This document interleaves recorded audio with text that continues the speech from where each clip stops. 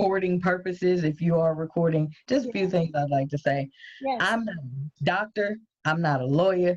This is not something scientific. I'm not writing a book. I'm not doing anything, to exploit, black people or white people or any race or whatever. I'm just a normal black 43-year-old woman expressing my own opinion about what's going on right now, what I see. And there's going to be times I'm going to say something and somebody ain't going to agree with it. And that's okay because we're human and I'm not here to change your mind or make you agree with me. No, that's not why I'm here. This is just two Mm-hmm. uh, adult women, Yep. one Caucasian descent woman, one African American descent Go woman. ahead and say it. White woman.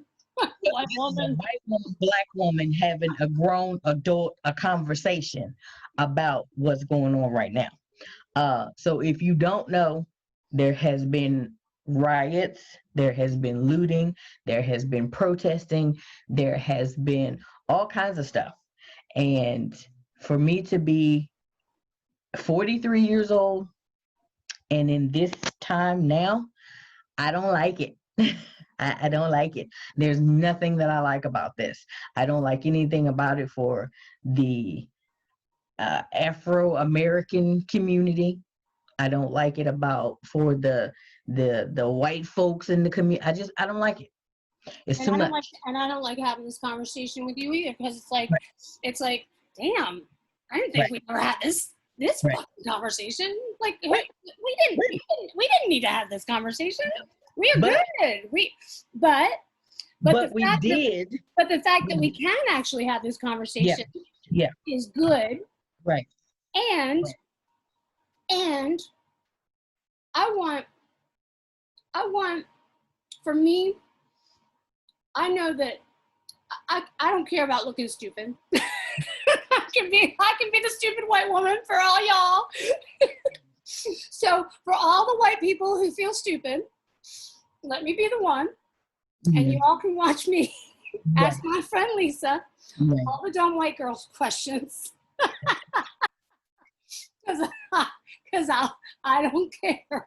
right, And and you're just my friend, and I love you, and there's stuff we need to talk about, right.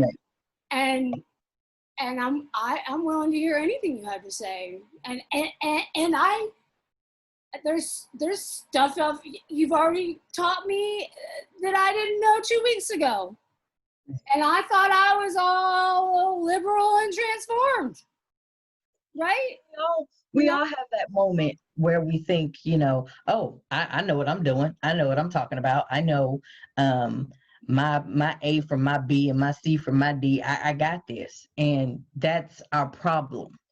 And I say problem because when we don't actually interact, when we don't actually, like you said before in a previous conversation, if I'm not looking you in your face, if I'm not talking to you, if I'm not trying to figure you out, not even figure you out, but just have a small, hey, how you doing?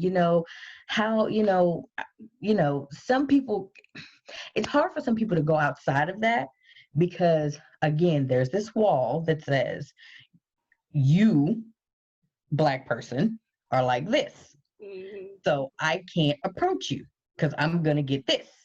mm, You're not going to talk to me. There's not going to be a back and forth. mm. Some people just assume that's how we are. Not necessarily, but you don't know our story. You don't know where we've been. You don't know what we've come from. You don't know what we had to go through to get through to the other side of whatever, is going on with us. And like I've said to you before, opportunity is everywhere. It's just the choice that you make when these things come up. I've had plenty of opportunities to do plenty different things. Did I take them? Sometimes. Did it work out? Sometimes. Did I regret it? Sometimes. There's always this level. There's levels. There's levels. There's levels, and you have to keep digging. I don't know what I'm made of until I'm put to some type of test, or I have to go through something. But that's everybody. It's not just me. It's everybody. So we don't. listen enough. We don't engage enough. We don't interact enough. Because at the end of the day, I'm sorry, I'm going to start all over. First, I'm not black. Surprise. Second, she's not white. Surprise. You know what we are, though? Human.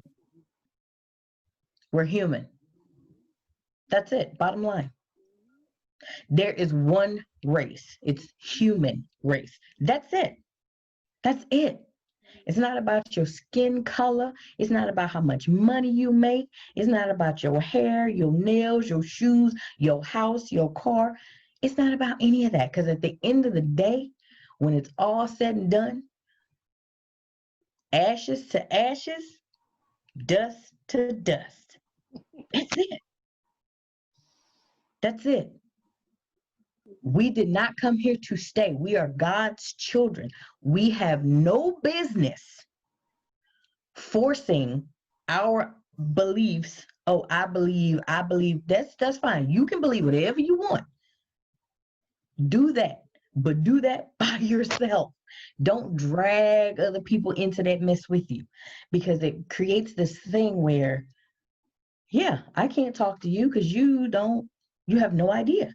You can't talk to me because you're white and you have no idea. And I don't want to talk to you because you're the reason why. And no,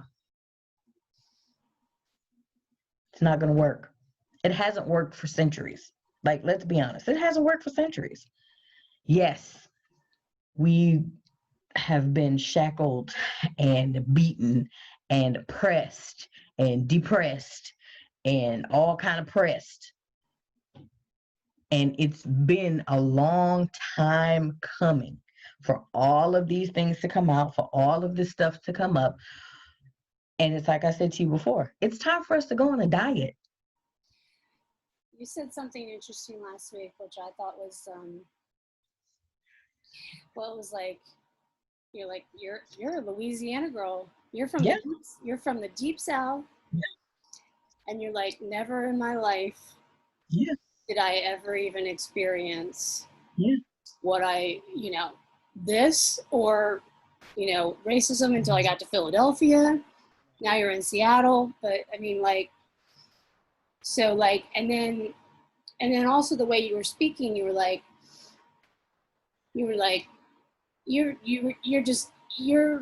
you're so empowered about your life and who you are, but then you also were like, yeah, but my brothers and sisters, yeah, we got stuff to deal with, right? right, yeah. Right. So yeah.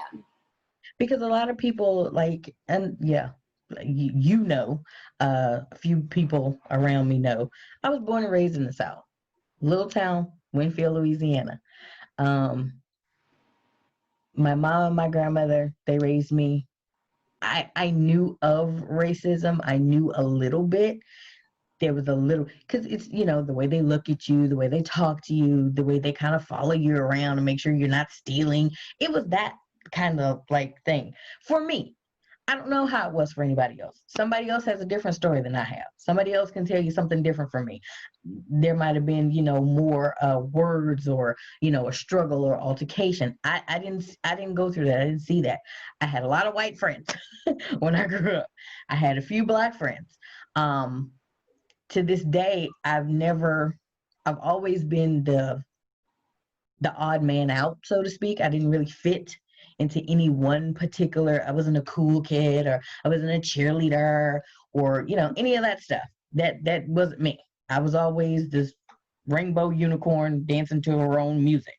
So that was just how I was, and I'm still that way to this day. I do everything differently from everybody else. And no, like I said, nobody has to agree with me. I'm just telling you my experiences, my differences, what I've been through. Like I said, somebody else's story is way tougher than mine, way harder than mine. They had to go through more than me. And I understand that. And I'm not taking away from that. Right. I can only talk about me. Right. I can't speak for the Black America. I can't do that. Right. I don't know what it was like to struggle Right. to get a business up off the ground. I don't know what it was like to struggle to have to go and vote. I don't know what it was like to struggle to get through crowds of people shouting at you and yelling at you and telling you to go home and calling you the N-word and all that stuff. I don't know nothing about that. That's not where I came from. I think But it's just like us just like breaking through, having a conversation, whatever yeah, it looks like, yeah. wherever it goes. And like I said, that's the thing. Like I've seen, and now it's like every time I go on Facebook or anything like that, it's like all these people are just, well, it's still where it's like, it's still hard, I guess, because there's certain people in certain places that are still, spouting this hate, being, confrontational, trying to like shake things up in different way. And it's like I say, it's okay for you to be whatever you're gonna do, be however you're gonna be. I get it. But at the end of the day, if you're still telling somebody to go back to Africa or all lives matter, nobody said that all lives didn't matter. We are the ones that are being persecuted. We're the ones.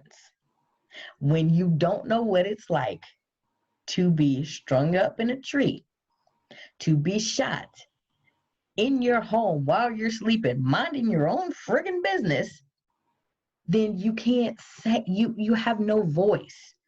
And that, I guess that's the biggest point. Like at this point, there's just no voice for that particular section. Not that you don't matter, not that nobody cares or doesn't love you or you're not important. We're all important. Doesn't invalidate anything else when you say Right. one matters. Right. Making an assertion. Yeah, that's like all cats matter. Here. All cats matter. All animals matter. Cat, pig, chicken, fish, dog, turkey, whatever. All pets matter. Nobody said that all the rest of y'all didn't matter. But at the end of the day, if the cats are the one that are being cooked daily, skinned and beaten and tortured and yada, yada, okay, then maybe we need to turn the light on and pull the lid back, open that door, pull the blinds open, and let's examine this issue. Let's look at it. Because what's going on with these cats that somebody gotta always, you just right there. Everywhere you turn, it's like, can I go in here without incident? What's up with the cats? Can I walk over here and can I just walk over here and just stand over here without somebody saying something to me or following me or accusing me or, asking, can I help you? No, I just walked in the door. I don't need your help.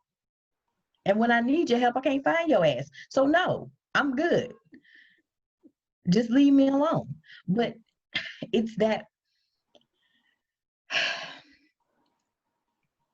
I've always wanted to belong. Okay? I've always wanted that. I've never not wanted to belong. And that's what this feels like. I'm just speaking for me. We've always mattered, but we wanted to belong.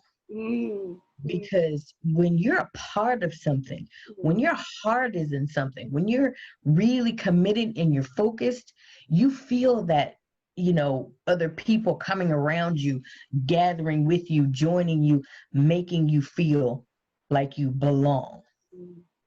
When you constantly tell somebody you don't belong here, you don't belong here, you don't belong here, why do you think we should get along with you?